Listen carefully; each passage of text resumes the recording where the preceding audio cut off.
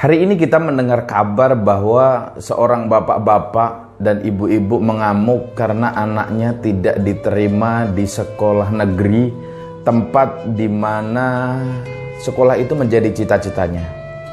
Hari ini juga kita mendengar bahwa seorang anak muda mengamuk karena dia tidak diterima di universitas yang diharapkan. Seorang keluarga juga, seorang suami, seorang istri, juga mereka merasakan sepertinya dunia ini sudah mau kiamat karena anaknya tidak diterima di salah satu perusahaan yang menjadi cita-citanya. Ada juga seorang ibu-ibu yang hampir bunuh diri karena anaknya batal dan tidak jadi mendapatkan jodoh seorang pria yang ibunya pengen bahwa laki-laki itu menjadi jodoh daripada anaknya. Hari ini juga kita mendengar kabar bahwa seorang wanita ingin bunuh diri karena diputus oleh kekasihnya. Dan hari ini kita juga mendengar kabar berapa banyak orang yang akan mencoba untuk membunuh dirinya sendiri karena keadaan ekonominya yang terasa amat sangat sulit.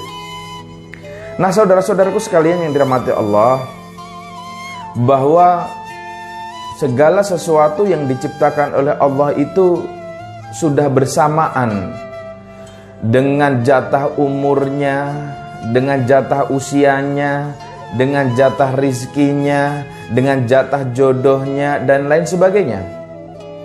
Banyak cara untuk mencari rezeki dan banyak cara Allah Subhanahu wa ta'ala memberikan pertolongan dan petunjuk kepada kita. Persoalannya adalah teman-teman sekalian yang dirahmati Allah, bahwa betapa kita ini kurang menyadari bahwa tidak hanya satu titik. Ketika kita meyakini bahwa satu titik itu adalah jalan keluar buat kita, kadang kita tidak melihat ada 1000, bahkan 2000, bahkan 3000, bahkan banyak sekali titik-titik selain titik yang kita tuju. Karena kita dibutakan oleh satu titik yang akan kita tuju itu dan harus melalui titik itu. Padahal Allah memberikan jalan, berbagai macam jalan lewat titik-titik yang lain. Kita bicara mengenai jodoh, kita bicara mengenai masalah rezeki, kita bicara mengenai masalah pendapatan keluarga dan lain sebagainya. Nah, teman-teman sekalian dirahmati Allah, apa yang kita mau, apa yang kita senangi, apa yang kita ingini belum tentu pas di mata Allah buat kita. Yang lebih menyedihkan lagi teman-teman sekalian dirahmati Allah, sebuah kisah seorang suami dan istrinya mengamuk karena anaknya tidak diterima di SMP negeri. Dia mengamuk berasa hebat, semua orang dimarah-marahi, semua orang disalah-salahkan, tapi melalui sebuah argumentasi yang memang tidak masuk akal.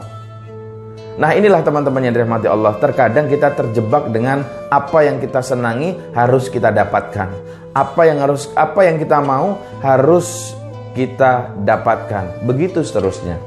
Nah, teman-teman yang dirahmati Allah, Allah itu maha baik. Demi Allah, Allah itu maha baik. Allah itu tidak pernah memberikan yang baik teman-teman kepada kita. Ingat, Allah saja tidak pernah memberikan yang baik kepada kita, apalagi memberikan yang buruk. Sekali lagi saya sampaikan bahwa Allah itu sangat sayang sama kita. Allah itu sangat cinta sama kita. Allah itu sangat peduli sama kita. Saking maha baiknya Allah itu teman-teman, Allah itu tidak pernah memberikan yang baik kepada kita. Yang baik saja nggak diberikan, apalagi yang buruk. Yang baik saja tidak diberikan, apalagi yang jelek. Yang baik saja tidak diberikan, apalagi yang sedang-sedang saja. Nggak mungkin dikasih sama Allah. Tetapi Allah selalu memberikan yang terbaik buat kita. Sekali lagi, Allah selalu, always memberikan yang terbaik. Give the best for us. Selalu memberikan yang terbaik buat kita semua. Hanya kadang akal, pikiran, nurani kita yang tidak bisa menangkap, yang tidak mampu menangkap apa maksudnya Allah dengan semuanya ini. Teman-teman sekalian rahmati Allah, akhir-akhir ini banyak kita membaca berita, ini keadaan yang sangat mengkhawatirkan. Sedih kita melihat, membaca berita-berita tentang bagaimana orang ingin menyudahi hidupnya karena rezekinya tidak ada. Mereka bilang rezekinya tidak ada. Ya Allah, teman-teman, Allah itu kasih semua rezeki beliau. Allah itu kasih semua makhluk ciptaannya dikasihkan rezeki tanpa terkecuali. Mulai dari semut, cacing, gajah sampai kepada kita manusia. Maka ketika itu guru saya pernah berpesan, dimanapun nanti kamu berada Fauzi Iksan, maka jangan pernah tinggalkan sholat, maka dijamin kamu tidak akan mati kelaparan dan kamu tidak akan kehabisan rezeki. Nah, seperti itu teman-teman sekalian rahmati Allah. Jadi teman-teman sekalian rahmati Allah, dalam keadaan yang serba sulit seperti ini, di saat corona seperti ini, di saat banyak saudara-saudara kita kena PHK, banyak saudara-saudara yang kita diberhentikan dari pekerjaannya, banyak pengusaha-pengusaha kemudian gulung tikar, kemudian memberhentikan karyawan-karyawannya. Hal ini semakin seharusnya membuat kita semakin dekat kepada Allah Subhanahu wa taala. Teman-teman, semua yang diberikan Allah kepada kita itu semuanya adalah baik. Saya mempunyai sebuah kisah. Pada saat itu ada seorang kakek-kakek, bapak-bapak lah, belum kakek-kakek. Seorang bapak yang mempunyai satu orang anak. Kebetulan istrinya sudah meninggal dunia. Nah, mereka hidup berdua, bapak dan anak ini hidup berdua, dan mereka tidak mempunyai apa-apa hartanya kecuali hartanya seekor kuda. Nah, kudanya ini memang besar, warnanya putih dan berbeda dengan jenis kuda yang lain. Sehingga orang melihat pada saat itu kudanya memang cakep, memang bagus, memang kuat. Ini kalau ditawar orang pasti mahal. Seperti itu. Nah, teman-teman sekalian rahmati Allah, sehingga berita ini didengar oleh sang raja. Kemudian raja memerintahkan kepada anak buahnya, kalian belilah, ambil itu kudanya si fulan, bawa ke sini. Kalau dia mau jual berapa harganya dibayar. Akhirnya para prajurit kerajaan berangkat menuju ke rumahnya bapak tadi yang hidup bersama dengan anak semata wayangnya. Nah, kemudian sampai di situ teman-teman sekalian rahmati Allah, banyak penduduk desa karena pada saat itu pasukan kerajaan itu yang datang banyak sehingga mengundang perhatian. Sehingga orang-orang datang ke tempat itu dan menyaksikan bagaimana proses negosiasi antara pihak kerajaan dengan bapak yang mempunyai anak semata wayang tadi. Kemudian pihak kerajaan mengatakan, wahai bapak, kuda ini mau dibeli oleh sang raja. Bapak mau jual berapa? Apa kata bapak tersebut? Teman-teman sekalian dirahmati Allah, bapak ibu mengatakan, kuda ini tidak saya jual. Sampaikan maaf saya kepada raja bahwa kuda ini tidak saya jual. Kemudian pihak kerajaan melalui prajuritnya tadi mengatakan, udah, kamu tinggal ngomong berapa ini harga, nanti akan dibayar oleh sang raja. Sekali lagi bapak itu mengatakan, saya tidak ingin menjual kuda ini kepada siapapun, termasuk kepada sang raja. Dan kemudian apa boleh buat, teman-teman sekalian rahmati Allah, kalau seandainya harga kuda pada saat itu taruhlah 1 juta rupiah, kuda ini akan dibeli 20 juta rupiah, bahkan lebih. Tetapi bapak itu tidak mau.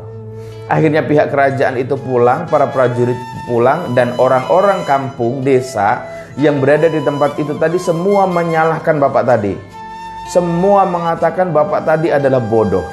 Semua mengatakan bapak tadi adalah nggak pintar. Kenapa? Orang kuda harga 1 juta dibeli 20 juta kok nggak mau? Rugi kamu bapak, rugi kamu. Tapi lagi-lagi bapak itu mengatakan, saya tidak rugi, katanya, saya tidak rugi. Kata orang-orang, nggak rugi bagaimana? Kalau kudamu kamu jual, kamu kan bisa berusaha, kamu bisa berusaha dagang, kamu bisa berusaha bisnis, kamu bisa mempunyai pekerjaan dengan sisa uang penjualan dari kudamu tersebut. Ya kamu rugilah. Lagi-lagi bapak itu mengatakan, saya tidak rugi. Akhirnya orang-orang desa tersebut, orang-orang kampung tersebut jengkel dan akhirnya meninggalkan bapak tersebut. Kemudian bapak tersebut ditinggal sendirian oleh orang-orang, dan orang-orang pulang dengan menggerutu, dasar bodoh, dasar tidak tahu diri, dasar, dan lain sebagainya. Semua umpatan muncul dari orang-orang yang menyaksikan kejadian tersebut. Nah teman-teman sekalian yang dirahmati Allah, kemudian apa yang terjadi? Seminggu setelah pihak kerajaan datang ke rumah dan ingin membeli kuda tersebut, dan bapak itu tidak boleh, akhirnya seminggu kemudian kudanya hilang teman-teman. Kuda yang satu itu hilang. Dan akhirnya apa? Para penduduk desa mengatakan, tuh kan, dibilang juga apa? Coba kalau kudanya itu tadi dijual sama kerajaan. Sekarang sudah kudanya hilang, kamu nggak dapat duit, kudanya udah nggak tahu di mana, kamu sudah nggak dapatkan uang, kamu rugi 2 kali bapak, kata orang-orang tersebut sambil emosi. Kemudian umpatan-umpatan itu keluar lagi, tuh kan, dasar. Orang mengatakan seperti itu. Oh dasar nggak pinter, dasar tua, dasar dan sebagainya. Rugi 2 kali kamu bapak. Kemudian bapak ibu lagi-lagi mengatakan, teman-teman, saya nggak rugi. Saya nggak rugi kok. Saya nggak rugi, kata bapak itu. Lagi-lagi orang-orang hanya bisa mengatakan, ini bapak ini sudah gila. Udah tahu dijual. Dia kehilangan uang 20 juta. Kemudian kudanya sekarang sudah hilang. Kok bilang nggak rugi? Aneh. Tuh teman-teman. 2 kali penduduk desa itu mengatakan dan mengumpat kepada bapak yang mempunyai anak sematawayang tadi. Teman-teman yang dirahmati Allah, apa yang terjadi setelah itu?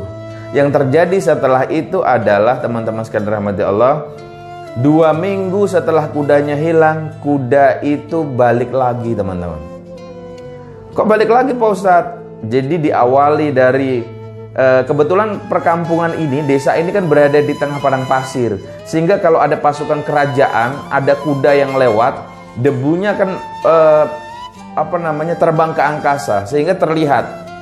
Nah orang-orang desa pada saat itu mengira bahwa sekumpulan debu yang terbang ke udara itu adalah pasukan kerajaan yang naik kuda yang akan datang ke rumahnya fulan, mungkin untuk menambah biaya negosiasi dari kuda tersebut dengan harapan mau dijual. Tapi ternyata apa teman-teman sekalian yang dirahmati Allah, begitu rombongan itu semakin mendekat dan semakin mendekat, dan mereka melihat, ternyata mereka hitung ada 21 ekor kuda tanpa penumpang, tanpa ada yang menunggangi. Dan mereka bertanya, ini kudanya siapa? Baru salah satu di antara mereka ada yang sadar bahwa yang paling depan itu adalah kudanya si Fulan. Fulan itu adalah bapak yang mempunyai anak sematawayang tadi.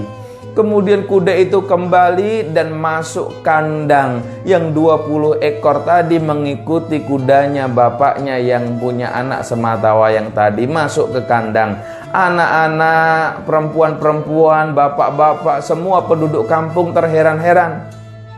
Mereka datang ke rumahnya si Fulan tadi, dan hari itu mereka mengatakan, untuk pertama kalinya, untung kudamu gak dijual. Untung kudamu gak dijual. Mereka mengatakan, untung kudamu gak dijual. Padahal 3 minggu lalu, 4 minggu lalu, mereka 2 kali mengatakan, bapak ini bodoh, bapak ini kurang pinter, bapak ini tell me, dan lain sebagainya. Hari itu mereka mengatakan, untung kudamu gak dijual. Untung kamu pinter. Untung kamu cerdas. Coba kalau kemarin kudamu dijual, kamu tidak akan pernah mendapatkan 20 ekor kuda liar ini yang mengikuti kudamu. Gitu teman-teman. Jadi berubah lagi penduduk ini. Mengatakan dengan kemarin yang negatif, sekarang yang positif. Nah mereka kemudian pulang menyaksikan, beruntung itu si Fulan, luar biasa, pinter emang dia. Ternyata nggak dijual, ternyata dia akan lebih dapat, dia banyak. Coba kalau dijual, dia cuma dapat 20 juta. Nah sekarang uangnya 20 juta kali 20, sudah berapa? Gitu kan? Sudah berapa? Dan mereka mengangkat jempol semua kepada bapak tadi, kepada bapaknya si Fulan, kepada bapak yang mempunyai anak sematawayang tadi. cakep, pinter, hebat. Gitu kan? Nah, teman-teman sekalian rahmati Allah, karena 20 kuda ekor liar ini mereka aja semuanya belum jinak, masih liar, maka anak semata wayangnya yang masih kecil, yang masih remaja lah ya, yang masih remaja kemudian diminta bapaknya untuk menjinakkan kuda ekor liar tersebut. 20 itu dijinakkan. Apa yang terjadi teman-teman sekalian rahmati Allah? Yang terjadi adalah ketika proses penjinakan kuda liar tersebut, anaknya jatuh kemudian diinjek-injek oleh kuda sehingga kaki kanannya patah. Penduduk desanya datang lagi. Mereka mengatakan, bodoh lagi, kurang pinter, rugi kamu. Kemudian lagi-lagi bapak ibu mengatakan, aku nggak merasa rugi. Loh, kok nggak merasa rugi bagaimana? Sekarang kamu punya anak satu-satunya, kaki kanannya patah. Coba lihat anak-anak bermain layang-layang, bermain lari ke sana kemari, mereka bermain petak umpet, anak-anak semuanya lari-larian. Anakmu hanya duduk saja di kursi. Apa kamu nggak merasa kasihan? Rugi kamu. Lagi-lagi bapak ibu mengatakan, aku tidak merasa rugi bapak-bapak, aku tidak merasa rugi ibu-ibu. Kemudian penduduk desa itu pergi meninggalkan bapak tadi dengan kata-kata yang mengumpat lagi. Jadi pertama itu dikatakan bapak itu kurang pintar, kemudian kudanya balik dikatakan pintar, sekarang anaknya jatuh kakinya patah, bapak itu dikatakan rugi, dikatakan gak pintar, dikatakan bodoh dan lain sebagainya. Penduduk mereka semua mengumpat, orang-orang banyak itu loh mengumpat. Kemudian apa yang terjadi teman-teman sekalian rahmati Allah? Bapak itu tidak pernah melihat sisi negatif dari apa yang dia dapatkan dari Allah Subhanahu wa Ta'ala. Semuanya positif, dan beliau tidak pernah merasa rugi atas segala kejadian yang menimpa pada dirinya, termasuk kaki anaknya patah, termasuk kudanya yang hilang, dan lain sebagainya. Dan akhirnya teman-teman sekalian rahmati Allah, keadaan kerajaan, keadaan negara pada saat itu sangat genting, sehingga pihak kerajaan mengumumkan bagi semuanya laki-laki yang mempunyai badan yang sehat dan remaja umurnya sekian sampai sekian, maka mereka diwajibkan untuk mengikuti wajib militer dan harus ikut perang melawan musuh-musuh kerajaan. Masih koma, kecuali yang cacat. Semua laki-laki, remaja sampai yang tua harus mengikuti wajib militer, dan mereka harus ikut berperang membantu para tentara-tentara kerajaan melawan musuh-musuhnya kerajaan. Orang-orang kampung itu datang lagi ke tempatnya si fulan. Apa mereka bilang?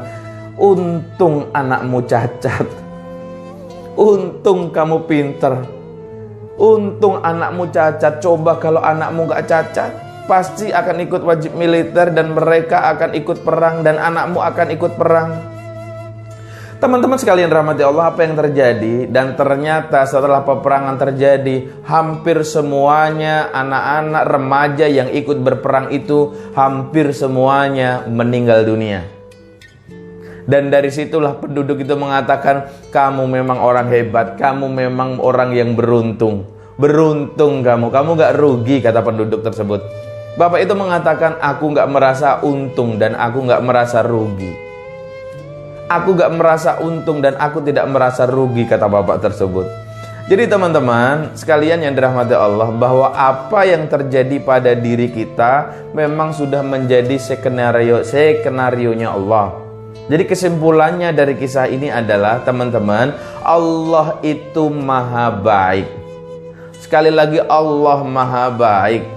Allah maha baik. Allah tidak pernah memberikan yang baik kepada kita, apalagi yang memberikan yang buruk.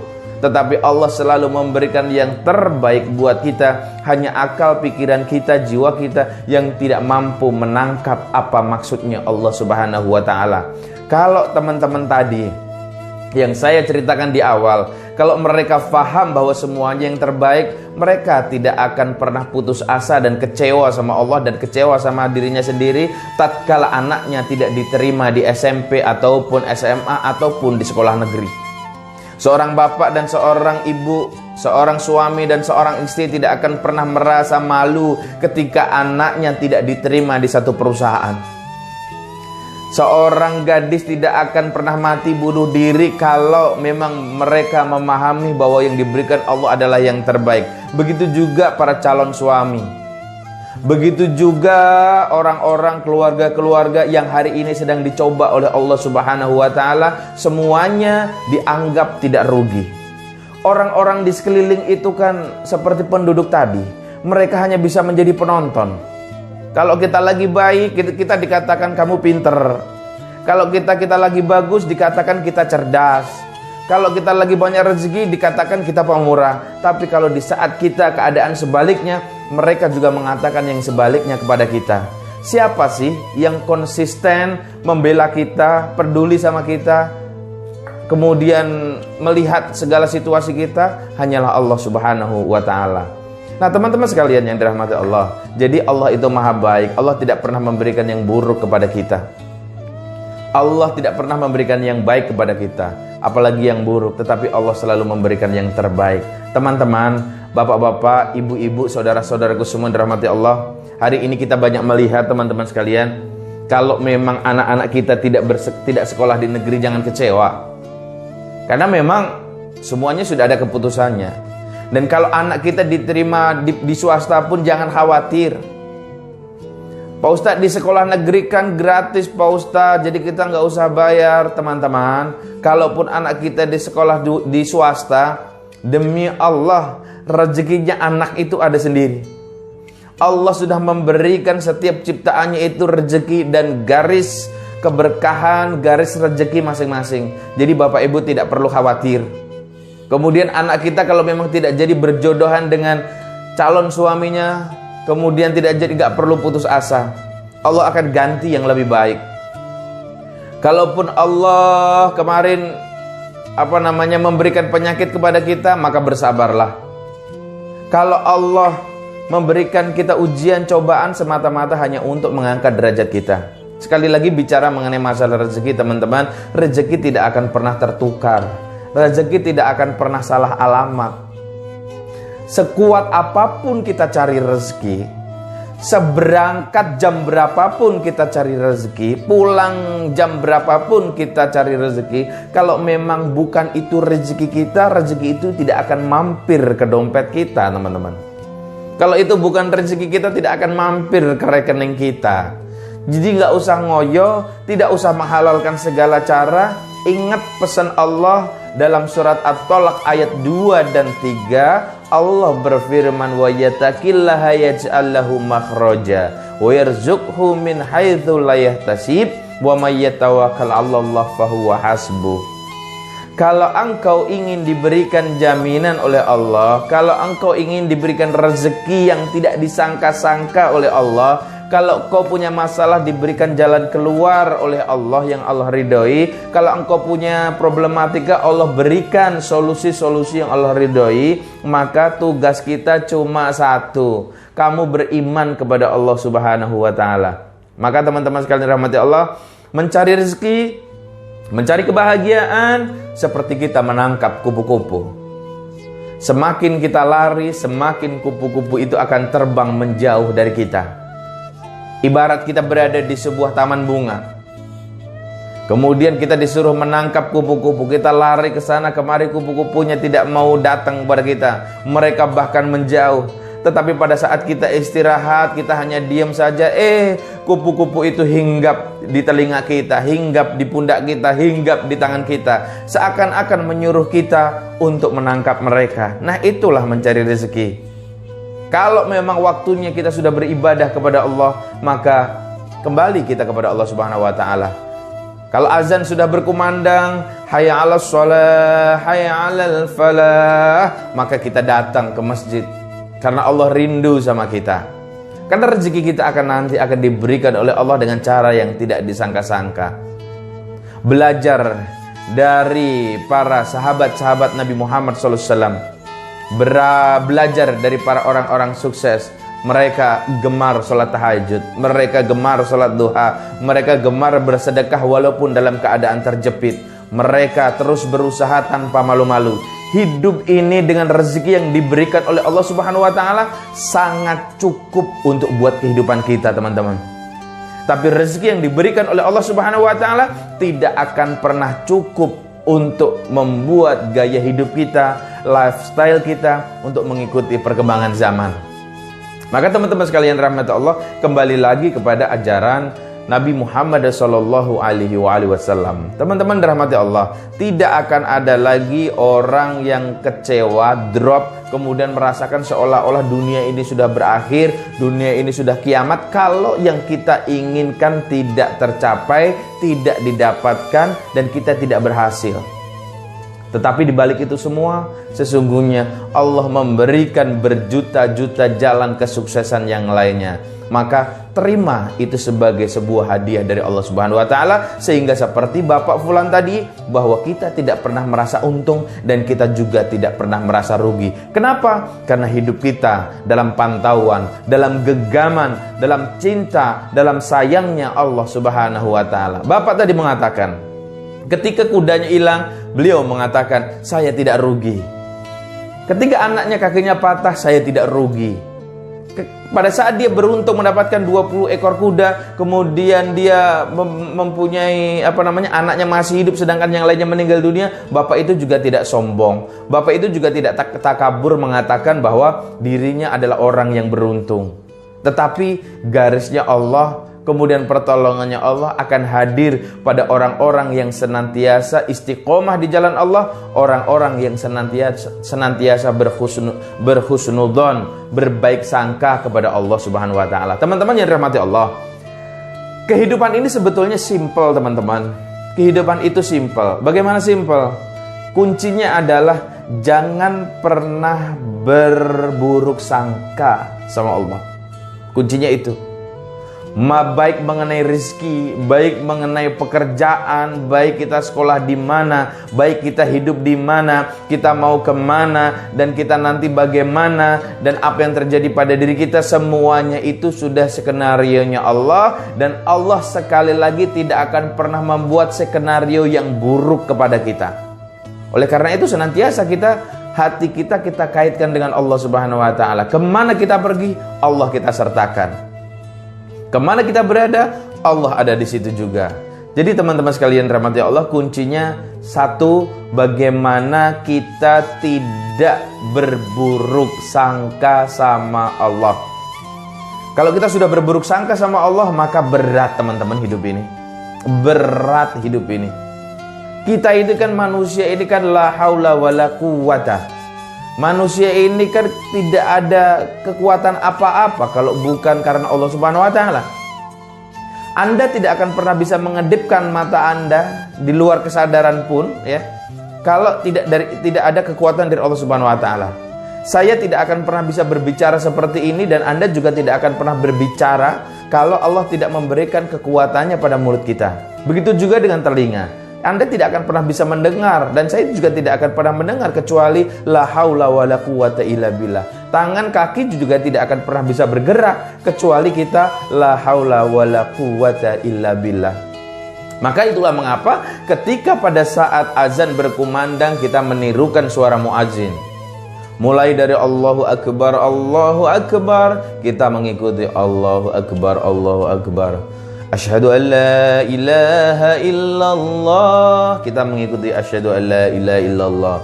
Asyhadu anna Muhammadar Rasulullah, kita ikuti asyhadu anna Muhammadar Rasulullah. Tapi begitu hayya 'alas shalah, ayo salat, ayo kita salat berjamaah. Apa jawaban kita? La haula wala quwata illa billah. Karena memang kita tidak bisa berbuat apa-apa kecuali dari pertolongan Allah Subhanahu wa taala.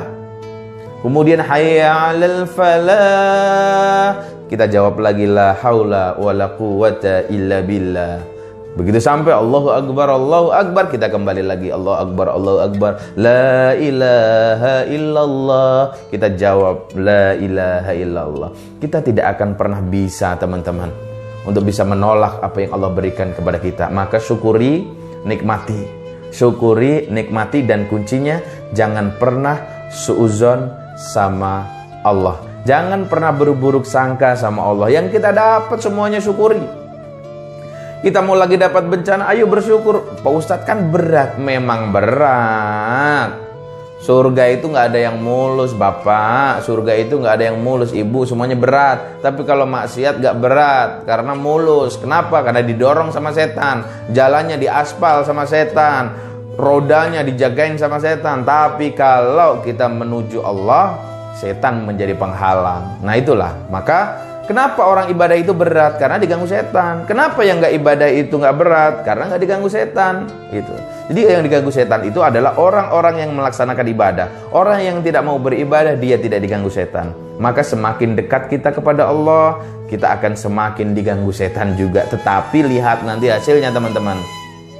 Sekali lagi, pesan guru saya, Fauzi Ihsan, dimanapun kamu nanti berada, jangan pernah tinggalkan sholat. Nah, coba kita berkaca dari ini. Sudahkah kita sholat 5 waktu?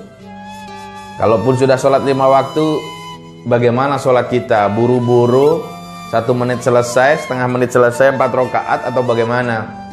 Kemudian juga bagaimana kita dengan Allah Subhanahu wa Ta'ala? Kita mau berbagi nggak dengan sesama? Seperti itu. Jadi wa yattaqillaha yaj'al lahu makhraja wa yarzuqhu min haitsu la yahtasib wa may yatawakkal 'alallah fa huwa hasbuh. Kalau kau ingin rezeki yang banyak, kalau kau ingin dapat rezeki yang tidak disangka-sangka dari Allah, dan itu tentunya berkah barokah, maka jadilah orang yang beriman. Kalau kau ingin solusi dari Allah Subhanahu wa Ta'ala, kau dapat masalah, kau dapat problematika, kau lagi dapat persoalan, maka berimanlah kau kepada Allah Subhanahu wa Ta'ala. Beriman dengan sebenar-benarnya orang-orang yang beriman kepada Allah Subhanahu wa Ta'ala. Menjalankan perintahnya semampunya, tapi menjauhi larangan Allah itu mutlak. Faya ayuhan nas ittaqullah haqqa tuqatihi wa la tamutunna illa wa antum muslimun. Jadi teman-teman sekali rahmati Allah, sekali lagi kuncinya adalah jangan pernah suuzon sama Allah, jangan pernah buruk sangka sama Allah. Yang kedua, kemudian syukuri, nikmati apa yang diberikan oleh Allah, sepahit dan semanis apapun. Kalau dengan begitu, kalau kita kaya, kita juga masih menginjak tanah. Kita tidak akan sombong, tidak akan takabur, karena ada campur tangan Allah. Begitu juga kalau kita gagal, kita tidak putus asa, karena memang Allah lagi menghendaki kita untuk seperti ini. Semuanya akan berujung dengan kebaikan buat kita semua. Sekali lagi, Allah itu maha baik. Allah maha baik, Allah maha baik. Allah tidak pernah memberikan yang baik kepada kita, apalagi yang memberikan yang buruk, apalagi memberikan yang jelek. Tetapi Allah selalu memberikan yang terbaik buat kita semua, teman-teman. Hanya kekuatan akal kita, pikiran kita yang tidak mampu menangkap sinyal-sinyal apa yang menjadi maksud dan kehendak Allah Subhanahu wa Ta'ala. Teman-teman sekalian rahmati Allah, mulai hari ini yuk bareng-bareng kita belajar berhusnuzon sama Allah. Kalau anak kita tidak diterima di sekolah yang satu, masih banyak sekolah yang lain. Mengenai masalah biaya, Allah sudah atur semuanya. Bagaimana kita mendekat kepada Allah Subhanahu wa Ta'ala. Kalau anak kita lepas dari jodoh yang dia idam-idamkan, masih ada berjuta bermiliar jodoh yang akan datang kepada dia. Yang jelas Allah memberikan yang terbaik. Untuk pekerjaan, Allah juga memberikan pekerjaan. Kuncinya itu tadi, jangan pernah seuzon sama Allah Subhanahu wa Ta'ala. Terima kasih teman-teman sekalian rahmati Allah. Jangan lupa subscribe channel YouTube Fauzi Ihsan Official. Ini channel dakwah. Berikan subscribe-nya, berikan komen, share, dan juga bunyikan loncengnya agar teman-teman bisa mengikuti video-video terbaru dari kita semua. Dan insya Allah semua dari video-video kami adalah dari yang nanti semuanya akan kita gunakan untuk kepentingan Majelis Cinta Rasulullah. Jadi teman-teman, sebelum diakhiri, sebelum ditutup, pencet dulu subscribe channel YouTube Fauzi Ihsan Official, kemudian like, berikan komen, berikan saran dan kritik kepada kami. Kemudian jangan lupa share juga ke teman yang lain agar ilmu ini bermanfaat, dan jangan lupa subscribe Fauzi Ihsan Official. Salam buat keluarga di rumah, mudah-mudahan kita tergolong orang-orang yang selalu dan senantiasa beriman kepada Allah, orang-orang yang diberikan rezeki yang berkah barokah oleh Allah, dijaga keluarga kita dari kekurangan, baik kekurangan rezeki, kekurangan kesehatan dan sebagainya. Allah berikan kebahagiaan, kesuksesan, kemuliaan, keselamatan, kesehatan dunia dan akhirat buat kita semua sekeluarga. Insya Allah kita semua juga bisa menunaikan ibadah haji bersama-sama dengan orang-orang tercinta. Terima kasih sekali lagi. Saya Fauzi Ihsan, walafu minkum, billahi taufik wal hidayah.